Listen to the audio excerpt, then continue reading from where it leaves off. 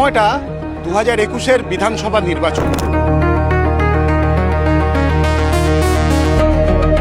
বামফ্রন্ট, কংগ্রেস এবং নতুন একটি দল আইএসএফ মিলে তৈরি হলো সংযুক্ত মোর্চা। নির্বাচনী ফলাফল প্রকাশের পর দেখা গেল একটিমাত্র কেন্দ্র অর্থাৎ ভাঙড় কেন্দ্র থেকে সংযুক্ত মোর্চার প্রার্থী নওশাদ সিদ্দিকী তিনি জয়ী হলেন এবং বিধানসভায় গেলেন। 5 বছর অতিক্রান্ত এবারের বিধানসভা নির্বাচনে কংগ্রেস নেই, কিন্তু আইএসএফ এবং বামেরা বেশিরভাগ আসনেই জোট করে নির্বাচনে অবতীর্ণ হচ্ছে এবং এবারেও ভাঙড় কেন্দ্রে কিন্তু বামফ্রন্ট সমর্থিত আইএসএফ প্রার্থী নওশাদ সিদ্দিকী।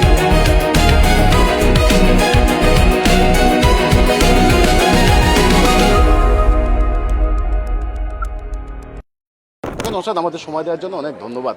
প্রথমেই জিজ্ঞেস করব যে এবারের নির্বাচন কতটা কঠিন, অন্য বিষয় হচ্ছে যে 5 বছরে ভাঙড়ের কতটা কাজ তুমি করতে পারলে? ভাঙড়ের জন্য কঠিন বলছে না, রাজ্যের জন্য যদি বলেন ভাঙড়ের জন্য যদি বলেন তাহলে এটা টাফ নয়। 2021-এ ভাঙড়ের জন্য কঠিন ছিল আমার, কারণ সেক্ষেত্রে আইএসএফ দল নতুন, বিজেপি তৃণমূলের বাইনারি যেভাবে চলছিল আমার কাছে লড়াইটা কঠিন ছিল। 5 বছর ধরে ভাঙড়ের মানুষের পাশে যেভাবে থেকে পরিষেবা প্রদান করেছি আমার এন্ড থেকে যেগুলো দরকার যথেষ্ট। আর উন্নয়নের কথা বলছেন, রাস্তাঘাট থেকে শুরু করে লাইট থেকে শুরু করে যেগুলো যাওয়া হয়েছে আমার জন্যই হয়েছে। ভাঙড়ের মানুষ আমাকে জিতিয়ে আইনসভার মধ্যে পাঠিয়েছিল, আমি আইনসভাতে এবং কনসার্ন ডিপার্টমেন্টের মিনিস্টারকে মেনশন থেকে শুরু করে আমি আমার অ্যাক্টিভিটির মধ্যে করেছি, এগুলো বার করেছি। কিন্তু সমস্যা হচ্ছে ফিতে কাটাটা দরকার ছিল, ফিতেটা আমার পরিবর্তে অন্যজন কাটছে, এইটুকুই। প্রচারের ক্ষেত্রে কোন কোন ইস্যুকে সাধারণ মানুষের কাছে তুমি নিয়ে যাচ্ছ? সব থেকে বড় ইস্যু যেটা ভাঙড়ের মানুষের কাছে এবারে করেছে ইস্যু, সেটা হচ্ছে ভাঙড়ের মানুষ রাজ্যের মানুষের একটা বার্তা দিয়ে দেবে, কোনো নটোরিয়াস ক্রিমিনালকে তারা জিতিয়ে বিধানসভায় পাঠাবে না। মমতা ব্যানার্জি যাকে বলছে তুই বোন বাদিস, তাকে ভাঙড়ের মানুষের উপরে চাপিয়ে দেবে, ভাঙড়ের মানুষ তাকে গ্রহণ করবে, এটা হতে পারে না। ভাঙড়কে বোমগুলি বন্দুক হিসাবে দেখানো হয়, কিন্তু অ্যাকচুয়াল ভাঙড় রক্তপাতের ভাঙড় নয়, রক্তদানের ভাঙড়। এই মাটি প্রমাণ করে দেখিয়ে দিয়েছে। এবারের নির্বাচনে আমরা দেখছি এসআইআর একটা অন্যতম গুরুত্বপূর্ণ ইস্যু। একাধিক জায়গায় নাম বাদের কথা আসছে, বিচারাধীন রয়েছে, এবং আমরা যেটা দেখেছিলাম যে তোমার তরফ থেকে তুমি বিধানসভার ভেতরে বলো বাইরে বলো বিভিন্ন জায়গায় প্রচার করেছো। অন্যদিকে মমতা বন্দ্যোপাধ্যায় তিনিও এসআইআর ইস্যুতে ধারাবাহিকভাবে নির্বাচন কমিশনের বিরুদ্ধে তোপ ডাকছে। এসআইআর ইস্যুর ডিভিডেন্ড সেটা কি তুমি পাবে মনে হচ্ছে? দেখুন, আমি লাভ একটা ইস্যু থেকে, এই ধরনের ইস্যু যেখানে মানুষ আতঙ্কিত, এর থেকে আমি লাভ নিতে পারি না। কিন্তু কথা হচ্ছে মমতা ব্যানার্জি এখনও কেন এই বিষয়টা নিয়ে ঠিকমতো কথা বলছে না, উল্টে এসআইআর আন্দোলনকে আটকানোর জন্য অনৈতিকভাবে সাংবাদিককেও গ্রেফতার করে নিচ্ছে। কোনো না কোনো জায়গায় দেখছি মমতা ব্যানার্জি আর বিজেপি একসাথে বাংলার মানুষের শোষণ করার চেষ্টা করছে, ওয়াকাফ আন্দোলন থেকে শুরু করে আর এসআইআর আন্দোলন পর্যন্ত। দেখুন, 12টা রাজ্যে এসআইআর হচ্ছে, ইভেন কেরালাতে এসআইআর হলো। সেখানে লজিক্যাল ডিসক্রিপেন্সি ছিল, আন্ডার অ্যাডজুডিকেশন ছিল, না এই অহেতুক অন্যায়ভাবে ডিলিট ছিল? সেখানে তো কেরলে বামপন্থী সরকার চলছে, তবে সরকার না চাইলে এটা হয় না। পশ্চিমবাংলা সরকার চাইছে এই দুরবস্থা হোক, সেই জন্য এই দিন দেখতে হচ্ছে। তারপরেও বলবো সাধারণ মানুষকে, মমতা ব্যানার্জি বলেছিলেন আমার লাশের উপর দিয়ে এসআইআর হবে, এখন তিনি কোথায়? তার ভাইপো অভিষেক ব্যানার্জি বলেছিলেন, রায়মনহাটের এমপি, যে একটা মানুষের নাম কাটা গেলে 1 লক্ষ মানুষকে নিয়ে নির্বাচন অফিস ঘেরাও করবো দিল্লিতে। দিল্লির অফিসে দূরের কথা, কলকাতার সিও অফিসের তার প্রতিনিধিকে নিয়ে যাচ্ছে, 1 লক্ষ লোক নিয়ে যাচ্ছে না, 10টা লোক নিয়ে যাচ্ছে। তা বোঝা যাচ্ছে কোনো না কোনো জায়গায় সেটিং করে চলছে। এখন যে পরিস্থিতি দাঁড়িয়েছে, আইনি লড়াই ছাড়া কোনো জায়গা নেই, আর মাঠে ময়দানে লড়াই করতে হয়। মাঠে ময়দানে লড়াই করতে গেলে মমতা ব্যানার্জি তার সিআইডিকে দিয়ে গ্রেফতার করিয়ে দেবে।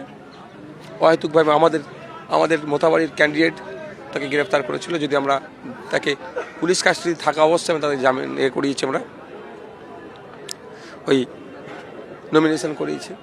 দ্বিতীয় যে জায়গাটা দাঁড়াচ্ছে সেটা হচ্ছে আপনার কি, আমি অনেক আগেই প্রস্তাব দিয়েছিলাম ভোটকে বয়কট করা হোক। ভোট বয়কট করতে গেলে অবিজেপি যে দলগুলো আছে এক হতে হবে। তার মধ্যে সবথেকে বড় দল হচ্ছে এই মুহূর্তে রাজনৈতিকভাবে বা সংখ্যা নিরিখে তৃণমূল কংগ্রেস, কিন্তু মমতা ব্যানার্জি ভোটকে বয়কটে ডাক দেয়নি। নওশাদ, এবারে জোটে কংগ্রেস নেই, এটা কি কোথাও একটা সমস্যার সৃষ্টি করে? সমস্যার থেকে যে মানুষের পারসেপশন, যদি কংগ্রেস থাকতো আমাদের একটু হাই হতো, কংগ্রেস থাকলে একটু শক্তি পাওয়া যেত, এটা অস্বীকার করতে পারবো না আমি।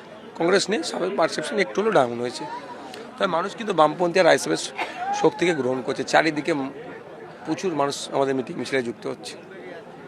নৌসাদ, একটা জায়গা তোমার এখানে তুমি বামফ্রন্ট মনোনীত প্রার্থী, কিন্তু রাজ্য জুড়ে বেশ কিছু জায়গায় বাম শরিকদের সঙ্গে তোমাদের সরাসরি লড়াইয়ের একটা পরিস্থিতি তৈরি হচ্ছে। এই যে মসৃণভাবে এটা করা গেল না, তুমি একদিকে প্রার্থী অন্যদিকে তুমি আইএসএফ এর চেয়ারম্যান, এই মসৃণতাটা এলো না কেন? কোথায় সমস্যা হলো? বারবার তোমরা বৈঠক করেছো। না, আমি আপনার এটা বিমান স্যারের দায়িত্ব। বিমান স্যার এতটুকু কথা আমি লাস্ট আলোচনাতে আমরা একটা প্রমিস করে এসেছি, 30-এর জায়গায় 31টা আইএসএফের প্রার্থী হবে না, অর্থাৎ ফেলি ফাইটের কোনো প্রশ্ন নেই। গতবার আমরা সব মিলিয়ে 32টা লড়াই করেছিলাম। আমি 5 বছর আমরা মাঠে ময়দানে থেকে জেল খেটে আমাদের কর্মী শহীদ হয়েছে, অনেক খুন হয়েছে, তাহলে আমরা 30-এ নামলাম কেন? বৃহত্তর স্বার্থের জন্য আমরা বলেছি 30-এর জায়গায় 31 প্রার্থী দেবো না। ঠিক বাকিটা ইনশিওর করার দায়িত্ব চেয়ারম্যান স্যারের। বামেদের চেয়ারম্যান স্যার বলেছেন যে ফেলি ফাইট হয় না, ওটা হবে না, তো বাকিটা চেয়ারম্যান স্যার দেখবেন বামেদের। একটা জিনিস যে তোমার এখানে প্রচারে বামফ্রন্টের কর্মীরা তোমার প্রচারে আসছে, অবশ্যই অবশ্যই আসছে। নেতৃত্ব যারা আছে তারা আসছে।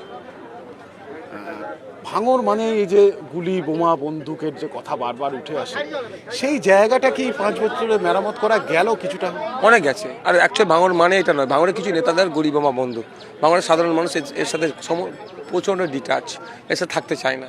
বাংলার মানুষ সহজ সরল মানুষ, দিন হারে দিন খায়, চাষিভুষি মানুষ, সকালে উঠে মাঠে যায়, সন্ধ্যা বিকালে মাঠে ফিরে নিজের ইনকামে নিজে খেয়ে থাকতে চায়। ব্যাগ সেলাই করে, লেদার কমসে কাপড় নিয়ে এসে ম্যানি ব্যাগ তৈরি করে, এই কাজেরা করে। কিন্তু এদের উপরে চাপিয়ে দিচ্ছে রাজনৈতিক কারবারিরা, এদেরকে বদনাম করার চেষ্টা করছে। তাই এদের কাছে একটা গোল্ডেন চান্স আছে, এই নটোরিয়াস ক্রিমিনালকে হারিয়ে রাজ্যকে বার্তা দিয়ে দেওয়া, ভাঙর কোনো বোমবাদা লোককে জিতাবে না। নৌসাদ, লোকসভা নির্বাচনে তুমি ডায়মন্ড হারবার থেকে প্রার্থী হওয়ার ইচ্ছা প্রকাশ করেছিলে, পরবর্তী সময় হলে না, সেটা কি কোথাও একটা ফেস লস করেছে মনে হয়? আর পার্টি যে দায়িত্ব দিয়েছে সেটা পালন করেছে। 117টা জনসভা করেছিলাম। নৌসাদ, আমরা জানি যে তুমি রাজনীতির পাশাপাশি খেলার প্রতিও তোমার একটা আলাদা ইয়ে আছে, এবং ভলিবলটা তুমি বেশ মন দিয়েই খেলো। কোথাও কি এই প্রচারের মধ্যেও সেই খেলাধুলোর সময় পাচ্ছ? না, সেটা আর পাওয়া যায় হয়ে ওঠে না। প্রচারটা তো সিরিয়াস, আমরা পলিটিক্সটা করছি, সিরিয়াস প্রচারটাও করছি। এরকম দাবদাহ, যত গরম মানে প্রচার এগোবে তত গরম ভাববে। ডায়েটের ক্ষেত্রে কিছু? না না, স্পেশাল কিছু নেই, এরা যা খাওয়ায় বাংলার লোকেরা তাই খায়। নির্বাচনের পরে কি নওশাদ সিদ্দিকীর নিকাহটা হবে, বিয়েটা হবে? হ্যাঁ, সেহেতু তো সবাই প্রশ্ন করছে, দেখতে থাকুন না। আগে যে পরীক্ষায় আছে সেটা পাস করায় মানুষকে বাংলার। জেতার ব্যাপারে কতটা আত্মবিশ্বাস? 2021-এ চিন্তিত ছিলাম, একটু চিন্তা ছিল যে বিজেপি তৃণমূলের বাইনারিতে কী হবে না হবে।